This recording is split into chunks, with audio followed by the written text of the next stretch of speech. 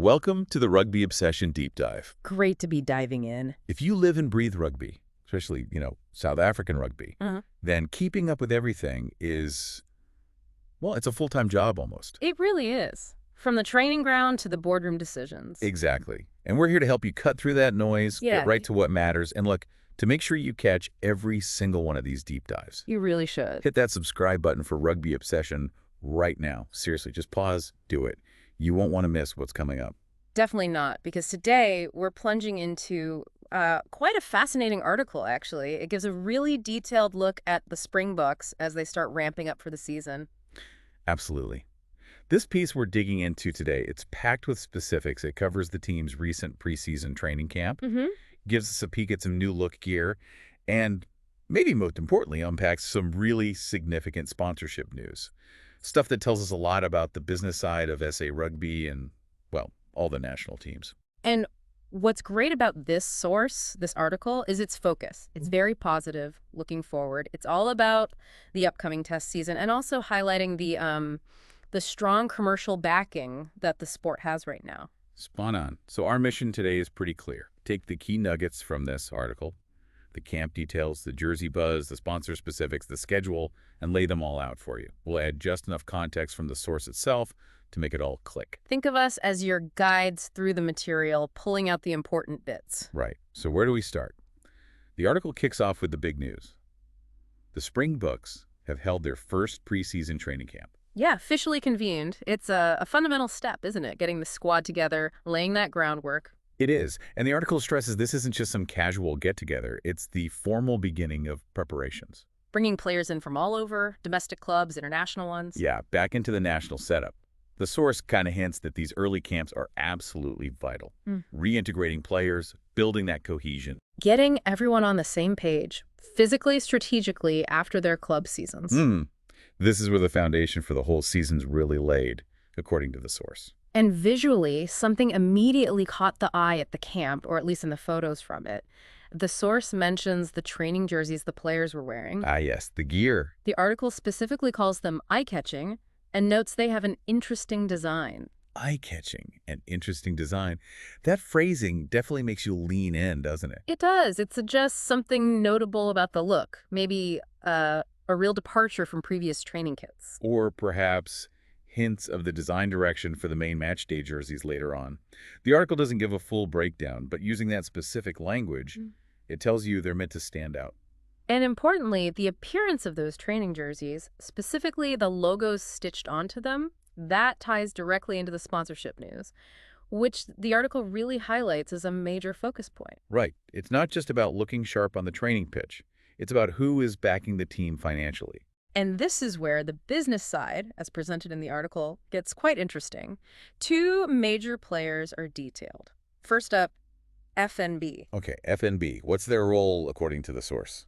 Well, the source confirms FNB has stepped in as the principal sponsor. And get this, for all national teams under the SA Rugby umbrella. All of them. Not just the Springboks. Nope. Springboks, the women's team, the U20s, the sevens teams, the whole lot. And the article explicitly states FNB's logo is set for the most prominent spot, front and center on the match day jersey. Wow. Front of the playing jersey. That's the absolute prime real estate in sports sponsorship, isn't it? It really is. Tells you everything about the scale of FNB's commitment as the source presents it. Okay, massive deal from FNB. And the second major partner, the article details. That would be Pick and Pay. Right, the retailer. According to the article, they've signed a pretty substantial 4-year contract. It places them as a Tier 1 sponsor of SA Rugby. Tier 1, okay.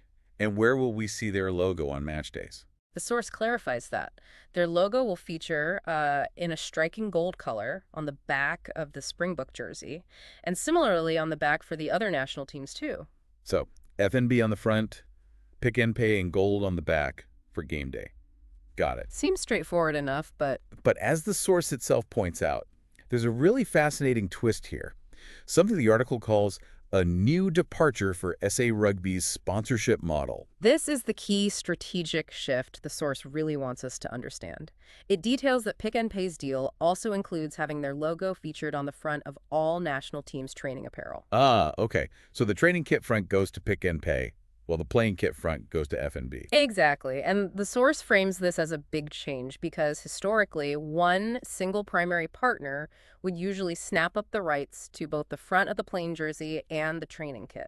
That is interesting. So it's not just about bringing in two big sponsors. It's about splitting those really valuable visual assets. The front of the playing jersey and the front of the training kit, dividing them between two major partners. The source highlights this as strategically important.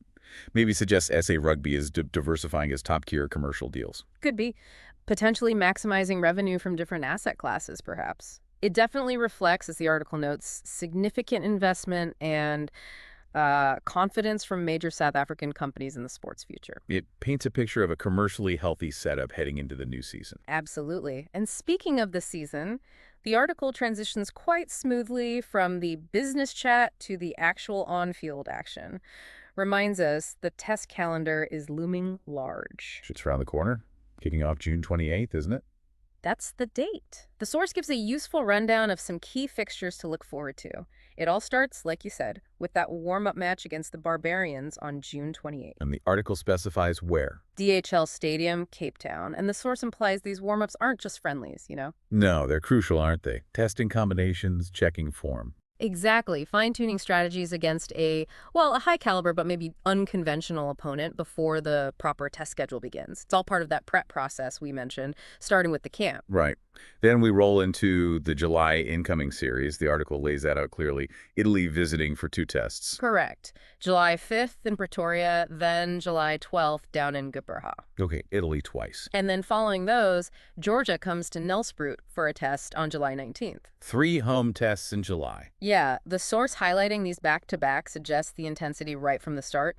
Gives the team a chance to gel, build momentum against different European styles. Before the Rugby Championship kicks in. Precisely.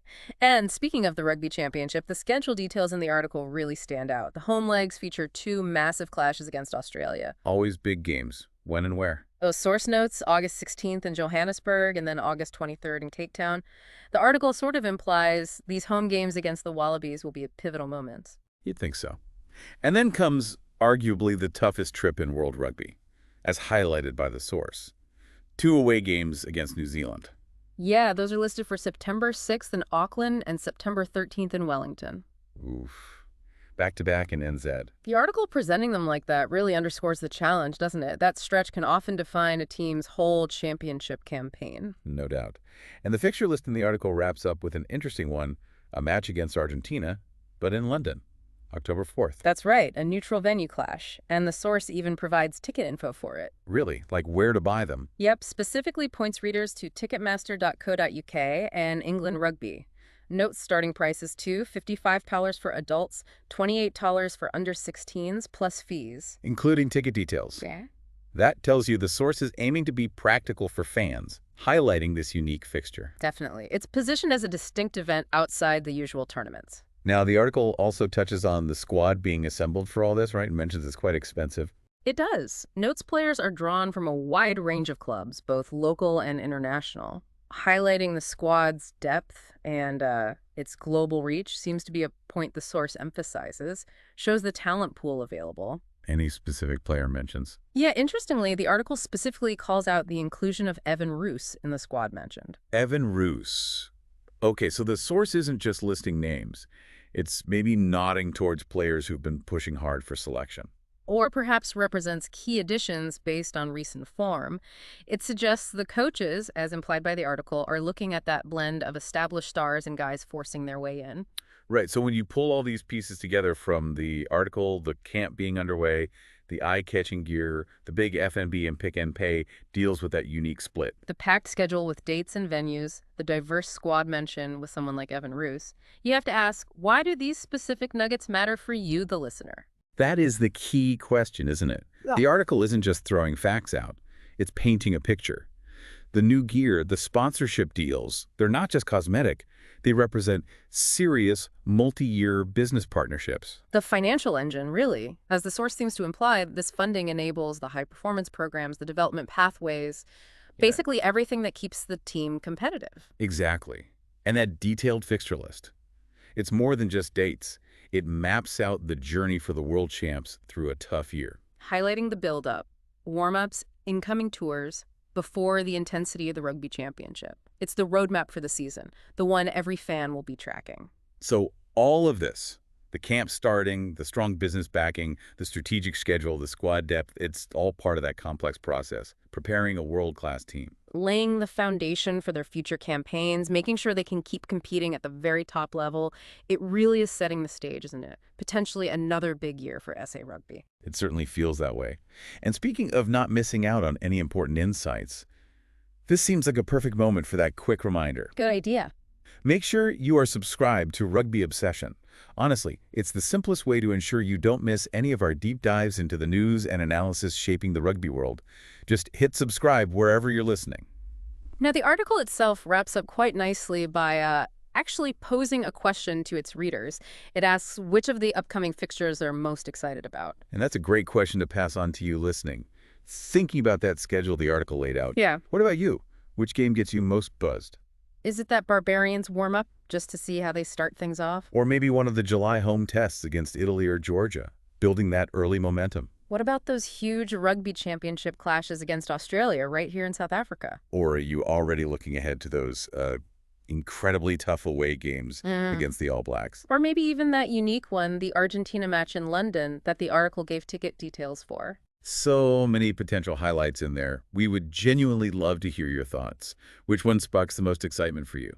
Don't be shy. Share them. Yeah, let us know. You can usually find ways to comment on the platform you're using right now, or check out the social media channels linked to Rugby Obsession.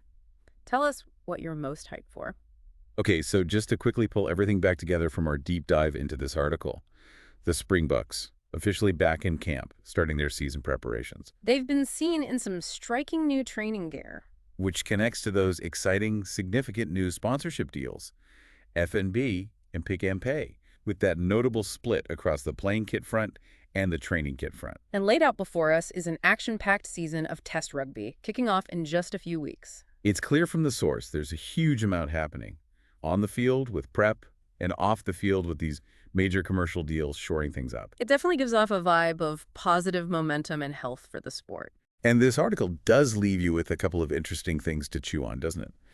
Like, how might that increased visibility from these big sponsors, especially F&B, being across all national teams, potentially influence SA Rugby's profile globally? That's a good question. And linking back to that first mention, the eye-catching and interesting design of the training jersey, could that wording hint at something more? A new aesthetic, maybe? Elements that might carry over to the main Springbok match jersey? It certainly sparks curiosity about what the final look will be come game day, right? It definitely makes you wonder. Questions like those are what keep the excitement building as the season gets closer. And for more insights and deep dives like this one, helping you connect the dots in the world of rugby, You know what to do. make sure you are subscribed to Rugby Obsession. Thank you for listening to the Rugby Obsession Deep Dive, and we'll look forward to you listening to our next episode.